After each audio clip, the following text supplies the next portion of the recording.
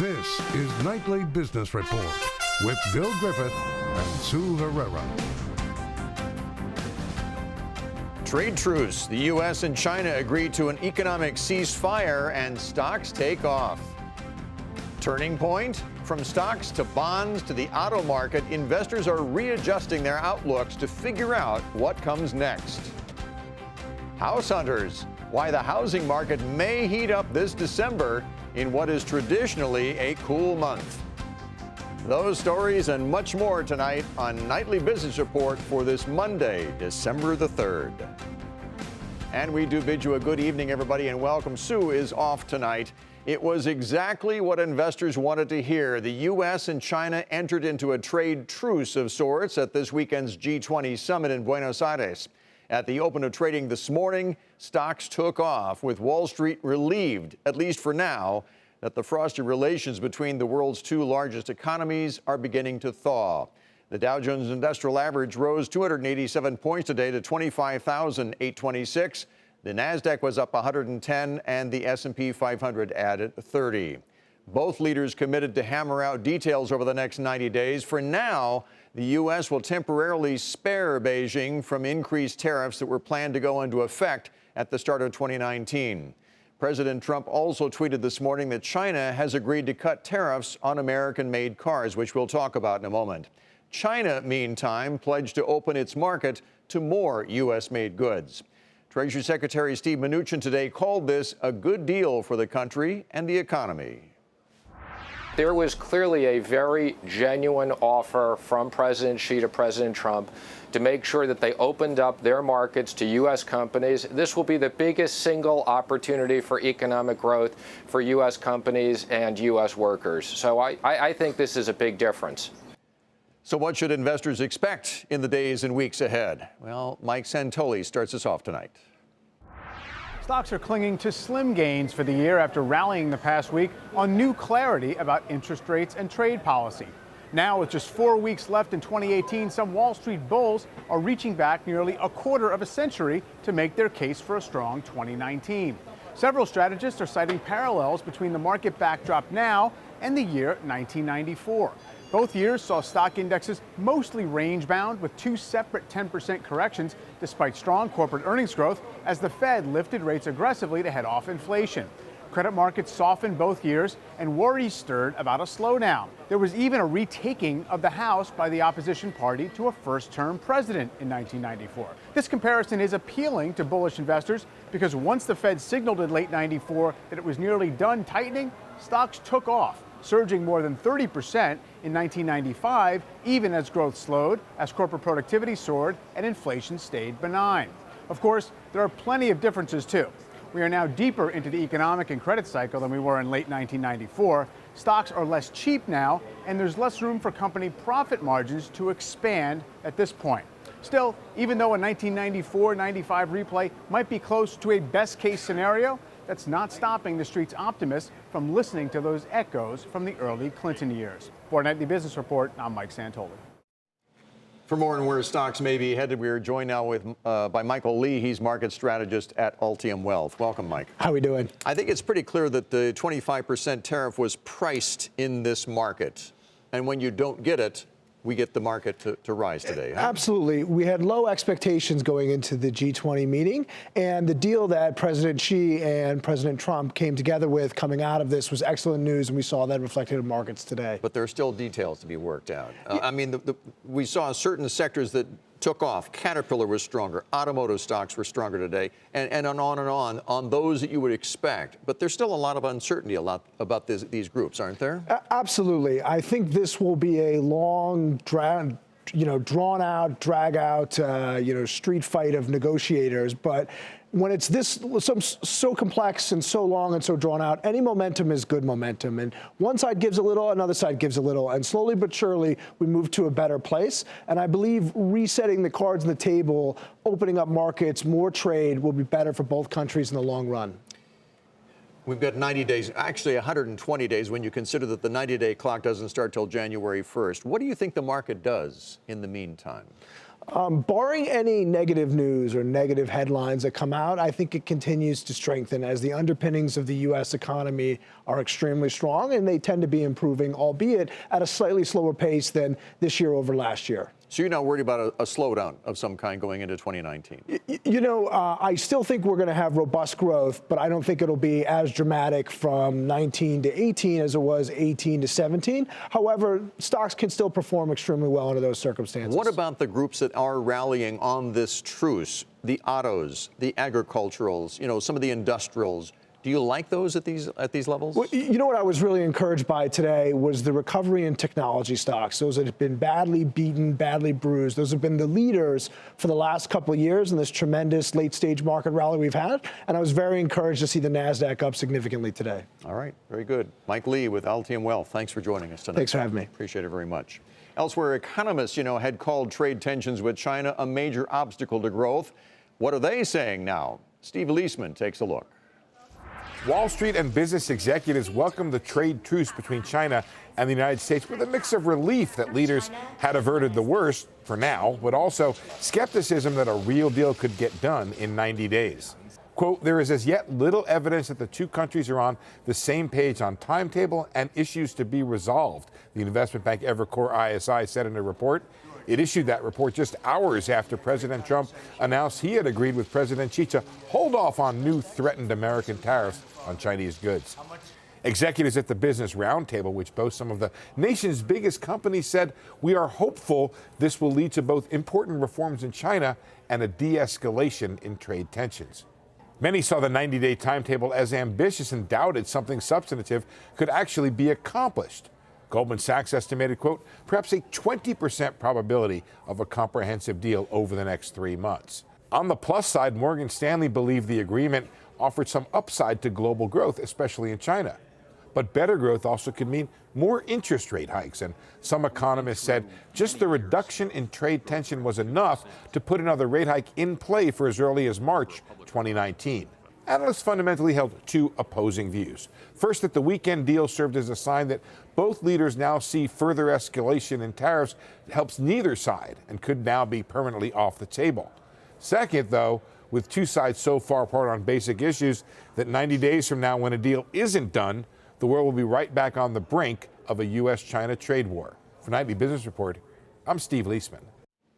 So what will this temporary trade truce mean for bonds and interest rates? Joining us now is Jack McIntyre. He's portfolio manager at Brandywine Global. Jack, thanks for joining us tonight.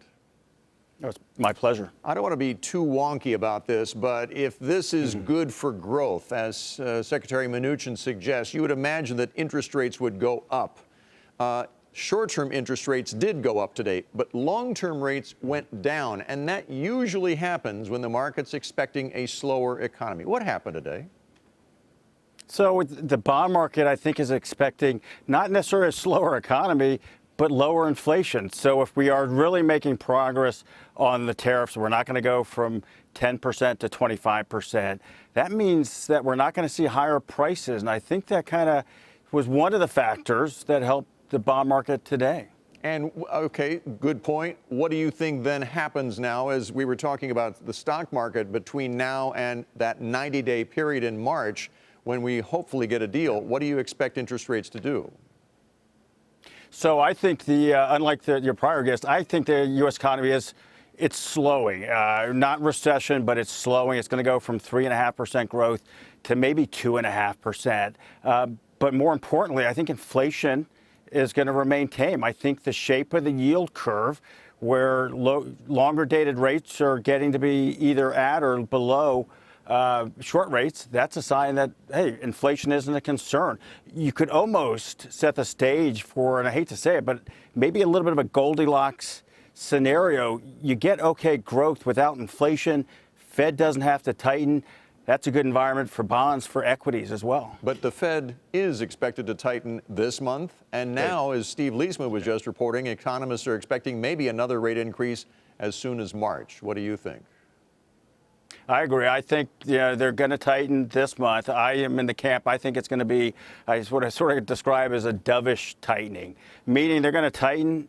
But I think the forward guidance component is going to sound a little bit like hey, we don't see a lot of inflation. We're not going to be that aggressive in tightening next year.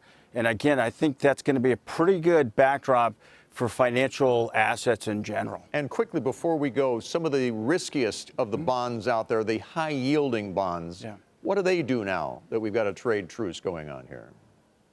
So they're going to mirror equities, and they'll do okay. But your viewers should probably look towards emerging markets. That's going to be the biggest beneficiary of sort of easing of trade tensions between the U.S. and China. Jack McIntyre with the Brandywine Global Investments. Good to see you again, Jack. Thanks for joining us tonight. Great. Good to see you. Well, there are certainly always two sides to any deal. And while details are still to be worked out, the way it's being presented in China is not exactly the same as how it's being presented here. Eunice Yoon has our story from Beijing tonight.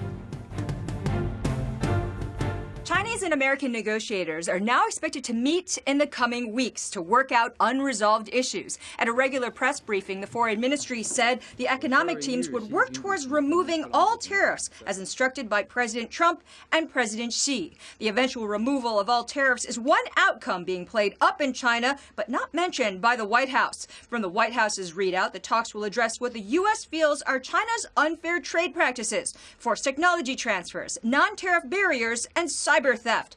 China hasn't acknowledged that it engages in these practices before, and those terms, like forced technology transfers, are barely mentioned in the state media here. The 90-day deadline and the possibility that the tariff could rise to 25% have also all been played down.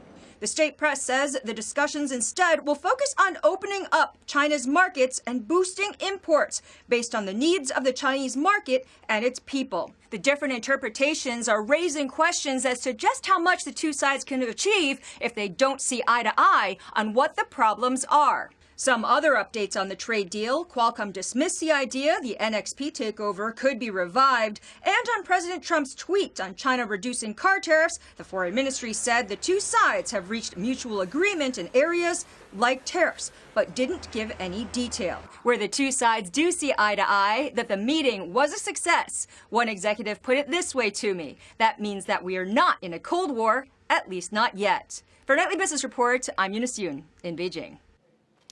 Time to take a look at some of today's upgrades and downgrades. Trade very much a part of the story. Caterpillar was upgraded to buy from neutral at Bank of America Merrill Lynch because the analyst says risks have been reduced given the trade truce over the weekend and recent comments by the Fed chairman. Price target on Caterpillar now $163. That stock rose more than 2% today to $138.95. Nike's being called a best idea for 2019 at Citi. The analyst says the company will benefit from global growth. The firm also cited the cooling of trade tensions between the U.S. and China. Shares were up more than 3.5% today to $77.94. And fellow Dow component Verizon was downgraded to neutral from overweight at J.P. Morgan. The analyst cited the stock's valuation given its recent outperformance of the broader market. Price target now $62. Shares fell 3.5%. to $58.16. Before the opening bell this morning, the New York Stock Exchange and the NASDAQ observed a moment of silence to honor former President George Herbert Walker Bush, who, as you know, died over the weekend at the age of 94. The exchanges will be closed on Wednesday as part of the National Day of Mourning, as the nation plans a tribute that will travel from Texas to Washington and back.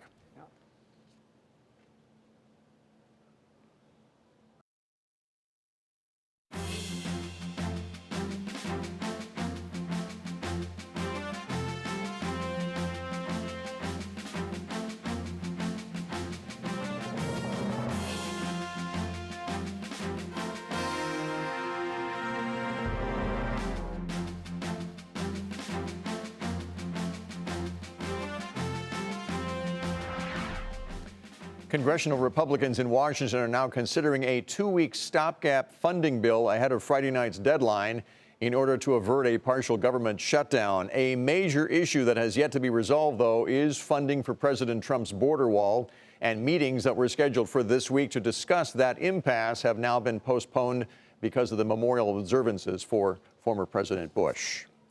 Oil prices rallied today after Russian President Vladimir Putin and Saudi Crown Prince Mohammed bin Salman agreed to extend output cuts. The discussion happened on the sidelines of the G20 summit, something that we had mentioned as a possibility on Friday. OPEC meets later this week, and there could be additional drama after Qatar said that it is going to pull out of the cartel at the start of the new year. Domestic crude settled up about 4% in today's trade.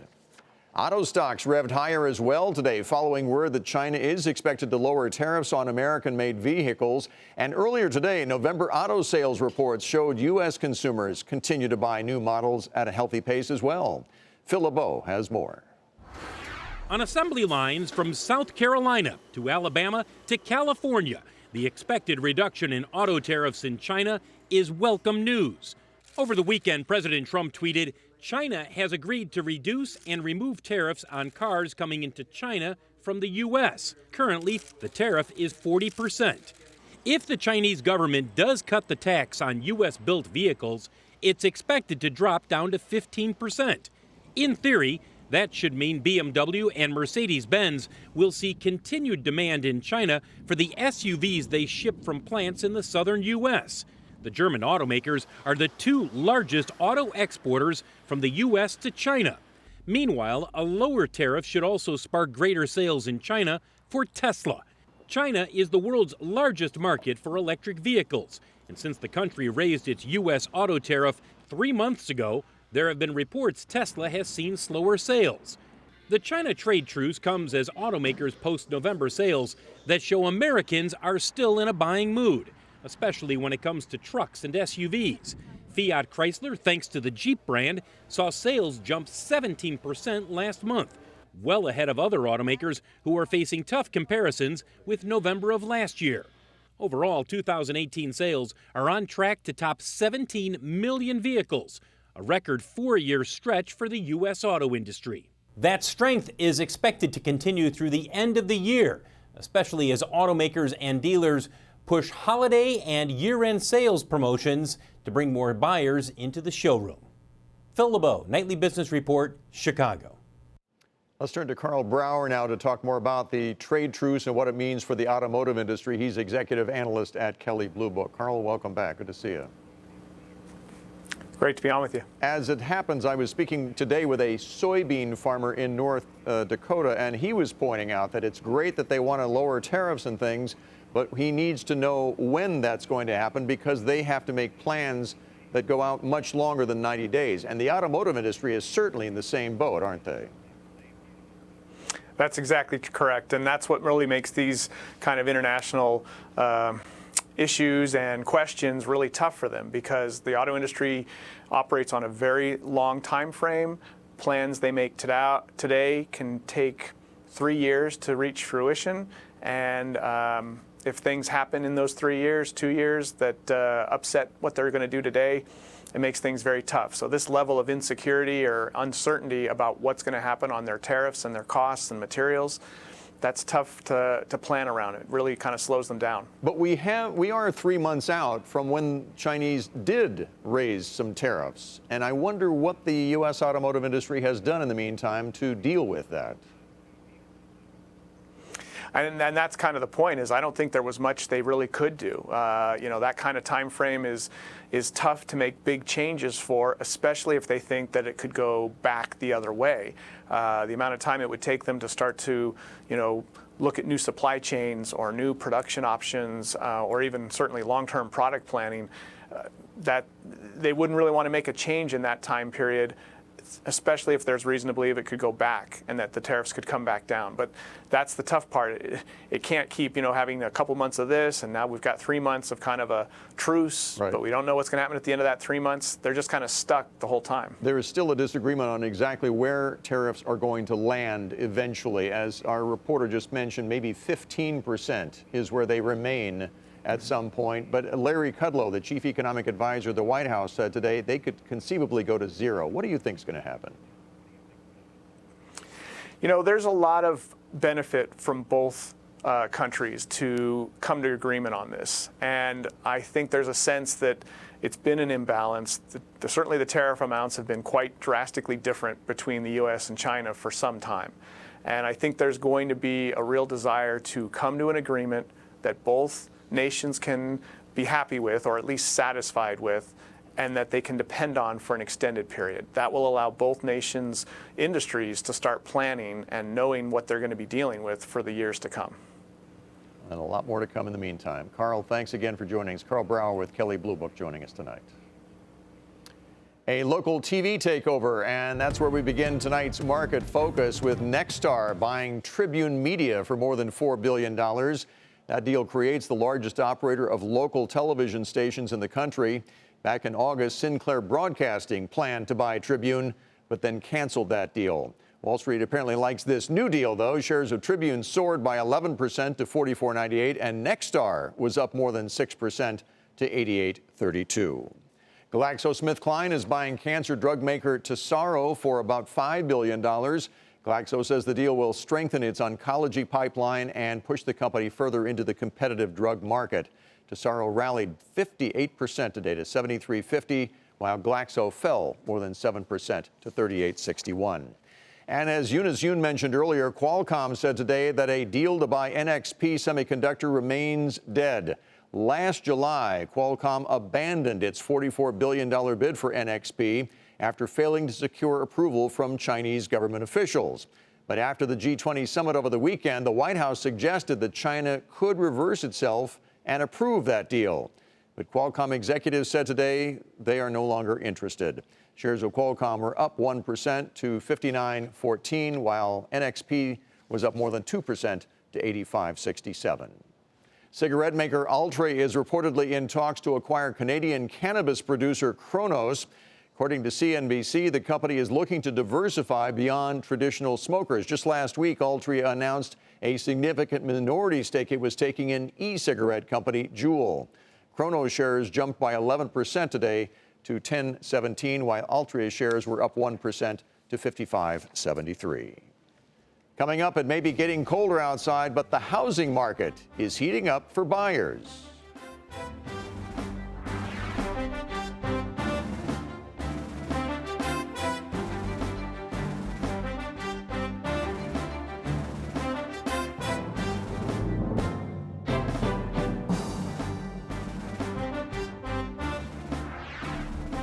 There are definite downsides to both buying and selling a home around the holidays in particular and during winter in general. But this season may be an outlier because of several unique dynamics in the market. Diana Olick explains.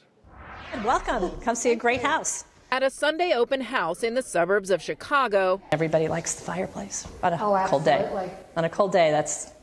You have to have a fireplace. Buyers were warming up to this split-level colonial despite the ice already on the ground. Because while December may be the slowest month for the housing market, this year there are several reasons for both buyers and sellers to make a holiday deal. First, mortgage rates. They spiked this fall, with the 30-year fix jumping from around 4% at the start of the year to just over 5%. They fell back slightly last week, but are on the rise again now. I see more people buying right now because they're afraid rates will be higher in 2019. And that is the expectation. In addition, the past few years have been very competitive price-wise because of low supply. But prices are starting to ease up now because of higher rates.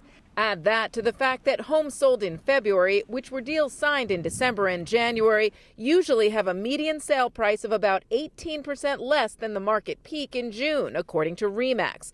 That is likely because half of winter buyers don't have kids, but also because they are more motivated. That buyer has to move. Either they have a lease expiring January 1, or they have saved enough money for their down payment, so they are motivated to buy because Merry Christmas, I'm buying you a house. Buyers also have less competition. Views per property are 21% lower in December than any other month, according to Realtor.com.